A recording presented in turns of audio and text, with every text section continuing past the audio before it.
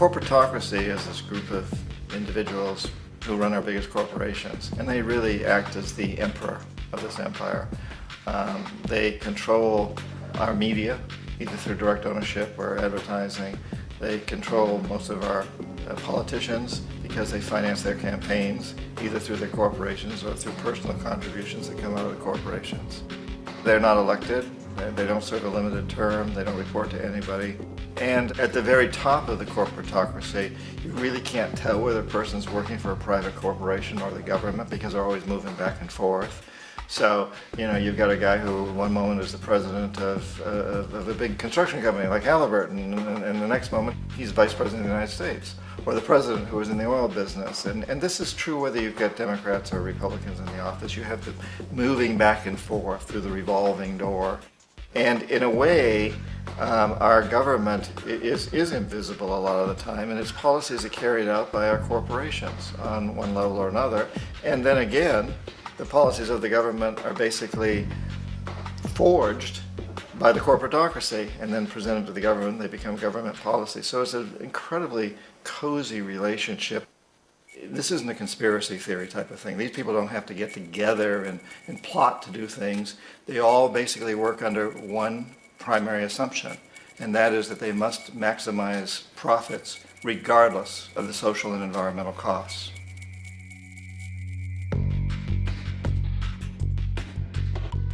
This process of manipulation by the corporatocracy through the use of debt, bribery, and political overthrow is called globalization. Just as the Federal Reserve keeps the American public in a position of indentured servitude through perpetual debt, inflation, and interest, the World Bank and IMF serve this role on a global scale. The basic scam is simple. Put a country in debt either by its own indiscretion or through corrupting the leader of that country, then impose conditionalities or structural adjustment policies, often consisting of the following. Currency devaluation. When the value of a currency drops, so does everything valued in it. This makes indigenous resources available to predator countries at a fraction of their worth. Large funding cuts for social programs.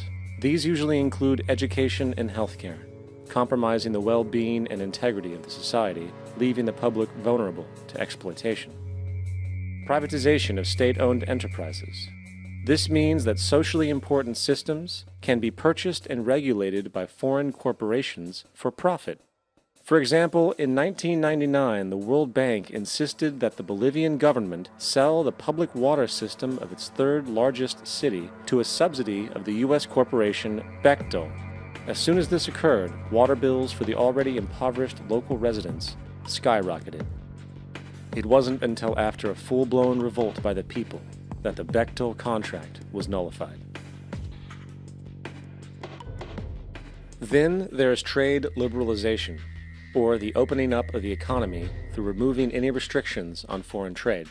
This allows for a number of abusive economic manifestations, such as transnational corporations bringing in their own mass-produced products, undercutting the indigenous production and ruining local economies. An example is Jamaica, which, after accepting loans and conditionalities from the World Bank, lost its largest cash crop markets due to competition with Western imports. Today, countless farmers are out of work, for they are unable to compete with the large corporations. Another variation is the creation of numerous seemingly unnoticed, unregulated, inhumane sweatshop factories, which take advantage of the imposed economic hardship. Additionally, due to production deregulation, environmental destruction is perpetual, as a country's resources are often exploited by the indifferent corporations while outputting large amounts of deliberate pollution. The largest environmental lawsuit in the history of the world today is being brought on behalf of 30,000 Ecuadorian Amazonian people against Texaco, which is now owned by Chevron. So today it's against Chevron, but for activities conducted by Texaco.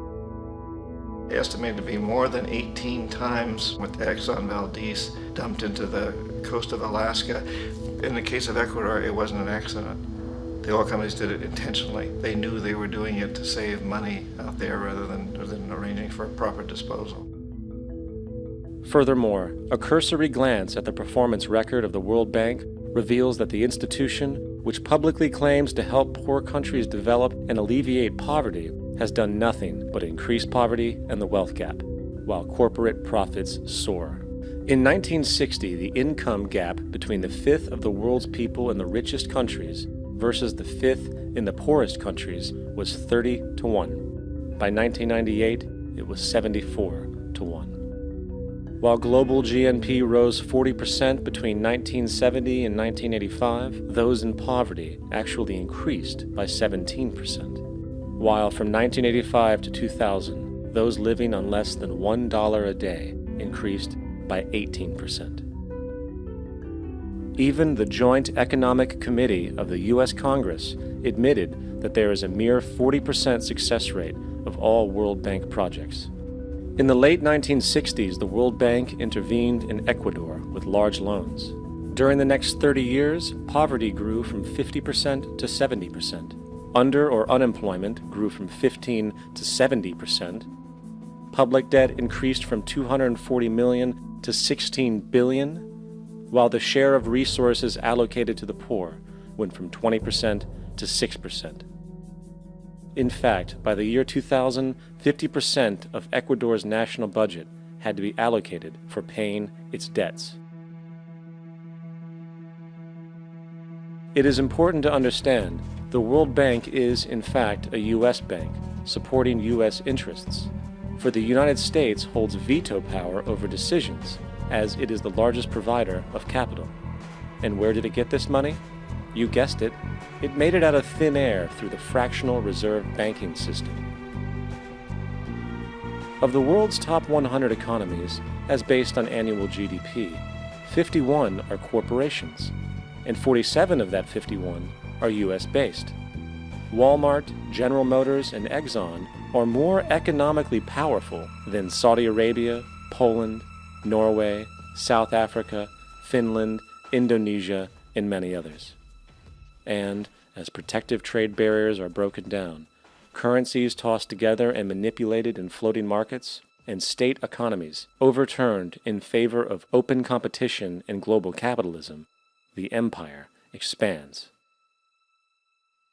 You get up on your little 21-inch screen and howl about America and democracy. There is no America. There is no democracy.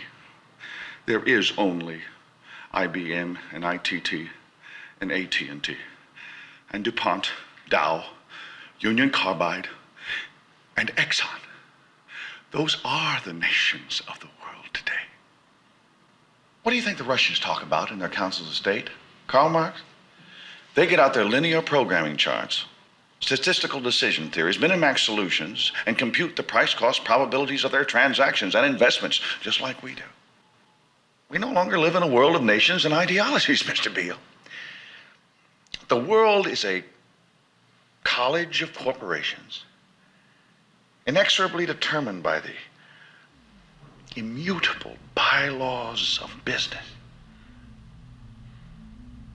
The world is a business, Mr. Beale.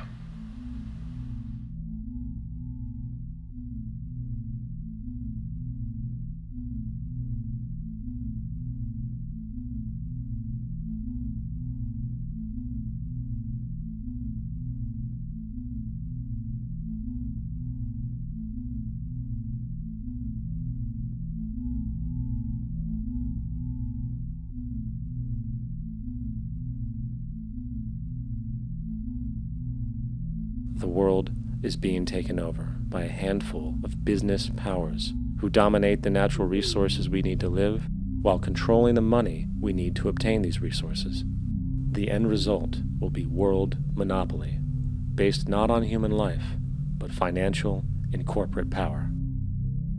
And as the inequality grows, naturally more and more people are becoming desperate. So the establishment was forced to come up with a new way to deal with anyone who challenges the system. So they gave birth to the terrorist.